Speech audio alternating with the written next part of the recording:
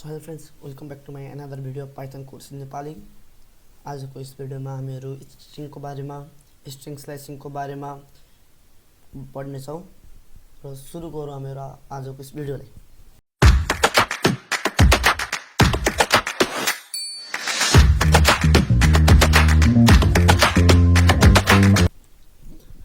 तो स्ट्रिङ भनेको एउटा डेटा टाइप हो पाइथनमा। हामीले डेटा टाइप इन पाइथनमा पढ्दाखेरि हामीले थर्ड नम्बरमा हेर्नुस् स्ट्रिङ भन्ने पढेका थियौं, इन्टिजर फ्लोट स्ट्रिङ। आज हामीले यो नै स्ट्रिङको बारेमा पढ्ने छौं। String is the sequence of character enclosed in a quotes. यो भनेको के हो? कुनै पनि क्यारेक्टर, चाहे त्यो टेक्स्ट क्यारेक्टर होस् अथवा इन्टिजर्स नम्बर होस्, चाहे जुनसुकै क्यारेक्टरलाई यदि हामीहरू कोट, चाहे त्यो सिंगल होस्, चाहे डबल होस् अथवा ट्रिपल होस्, त्यसको भित्र लेख्छौं भने त्यसलाई चाहिँ हामीहरू के भन्छौं? स्ट्रिङ भन्छौं। अब मेनली हामीहरू युज गर्ने भनेका तीनटा हुन्, सिंगल, डबल, ट्रिपल। अब म यसले पाले पाले लेखेर देखाउँछु। अब हेर्न सक्नुहुन्छ। अब स्ट्रिङलाई यहाँ भित्र मैले लेखे आयुष्मान। यो के भयो? Single quote string. यसलाई यो स्ट्रिङ नै हो तर यो के सिंगल कोटले छुट्याएको छ। अर्को छ डबल कोट, यो पनि स्ट्रिङ नै हो। अर्को छ ट्रिपल कोट। और ट्रिपल कोटलाई हामी तीनचोटी सिंगल अथवा तीनचोटी डबल लेख्न सक्छौं। यसरी लेख्न सक्छौं, तीनचोटी सिंगल सिंगल, या अदरवाइज हामी यसरी लेख्न सक्छौं। यो भयो ट्रिपल। अब यो कति कति बेला युज हुने त्यो भयो जब हामीहरू एकदमै लामो प्याराग्राफ लेख्छौं 2-3 लाइनको, तब हामीहरू ट्रिपल युज गर्छौं। जस्तै फर एक्जाम्पल यो भयो। और ट्रिपल का भित्र म लेख्छु माई नेम इज आयुष्मान। अब अर्को लाइनमा लेख्छु म आई एम फ्रम टिकापुर।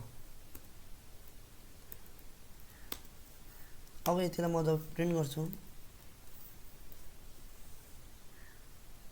अब यसलाई रन गर्छु भने my name is Ayushman, I am from Tikapur. यो बीचको ग्याप किन आयो? किनकि हामीले यहाँ बीचमा ग्याप दिएका छौं।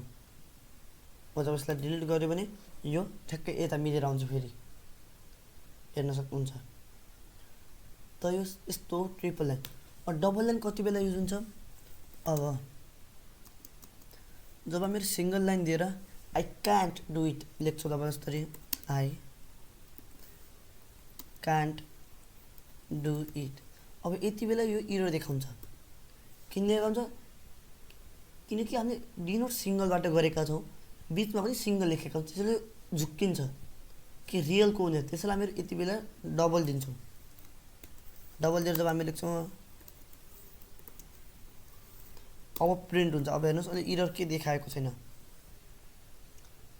अब यसलाई रन गर्छु, यसमा आएको छ आई क्यान डु। हेर्न सक्नुहुन्छ। यो भयो सिंगल। सिंगललाई अब हजुरले बुझिसक्नु, सिंगल, डबल, ट्रिपल कति बेला युज गर्ने। अब पालो छ स्ट्रिङ स्लाइसिङ। सेकेन्ड बक्समा हेर्नुस्, a python string can be sliced to get a part of a slicing. अब स्लाइसिङ कति बेला युज हुन्छ? जब हामीलाई कुनै एउटा स्पेसिफिक पाथ चाहिन्छ। अब जस्तै यसमा के छ, एउटा चाहिँ लेन्थ पत्ता लगाउने। अब हेर्न सक्नुहुन्छ, म यसमा लेख्छु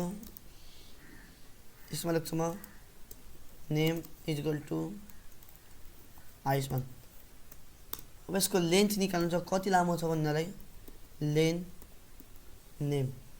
lane is a short form of length. अब यता हेर्नुहोस्, यसमा आयो 9, किनकि आयुष्मानमा कति हुन्छ? 9 लेटर हुन्छन्। अब हामीहरू एउटा पुरै सेन्टेन्स लेखौँ, माई नेम इज आयुष्मान कुल्ला। अब यति बेला यो काउन्ट गर्दा फुल स्टपलाई नि काउन्ट गर्छ, बीचको जुन स्पेस छ त्यसलाई नि काउन्ट गर्छ, सबै स्पेसहरूलाई। अनि त्यो सबै काउन्ट गरेर के दिन्छ? त्यसले हामीलाई आउटपुट दिन्छ। टोटल कति? 30। अब हेर्नुहोस् यसमा कति छ? 1 2 3 4 5 6 7 8 9 10 11। हेर्नुहोस् 30 वटा छन् टोटल। अब यस्तो चाहिँ हामीहरू लेन्थ पनि निकाल्न सक्छौं। अब अर्को छ the index is a string start from 0 to length -1। जस्तै इन्डेक्सिङ भनेको के त? इन्डेक्सिङ अब जस्तै मैले यसमा नेम लेखेँ आयुष्मान। अब यसमा जुन यो अगाडिको छ ए, अगाडिको एलाई हामीले गिन्दा इन्डेक्सिङ गिन्दा टोटल 9 छ। जस्तो 9 गन्दाखेरि जस्तो 1 2 3 4 5 6 7 8 9 त्यस्तरी गन्यौँ। तर इन्डेक्सिङमा स्टार्ट 0 बाट हुन्छ। कसरी 0 1 2 यस्तरी। अब हामीलाई यदि n कति नम्बरमा छ भन्नुको लागि टोटल लेन्थ -1 गर्नु पर्यो। टोटल लेन्थ कति छ 9 छ, -1 8, n कति भयो त 8 भयो। स्टार्ट कहाँबाट भयो 0 बाट। त्यो हो। अब जस्तै name index start index in. अब जस्तै यदि मैले यसमा लेखेँ प्रिन्ट नेम कतिबाट त 0-3 भने यसले मलाई के दिन्छ हेर्नुहोस्। यसले मलाई के दियो AAY। AAY किन दियो त A 0 भयो, यो 1 भयो, Y 2 भयो, 3 यो दिँदैन। यसमा पनि लेखेको छ इन्डेक्स स्टार्ट अनि यो बिचमा कलम इन्डेक्स इन। किन भन्यो कुनै पनि इन्डेक्सिङ गर्दा 0 बाट सुरु हुन्छ र लेन्थ -1 हुन्छ। यदि मैले 2 राख्यो भने त्यो के हुन्छ त 1 सम्म मात्र दिन्छ, A र A मात्र दिन्छ, दुईटा A दिन्छ। यो हाम्रो स्लाइसिङ इन्डेक्स स्लाइसिङ भनेको यस्तो हुन्छ। अब अर्को अब यहाँ तल पनि सेम नै यो 0 देखि 3 दिँदामा राम आयो, हेर्न सक्नुहुन्छ। र 0 to 1 मा दुईटा आर्य मात्र आयो रामको इक्जाम्पलमा। यता हामीले नेम 0:2 दियौँ। पुरा नाम के छ? पुरा नाम छ राम। अब 0 भनेको के भयो? 0 भनेको आर भयो, 1 भनेको ए भयो, 2 दिएन किनकि -1 हुन्छ। त्यसैले अब हामीहरू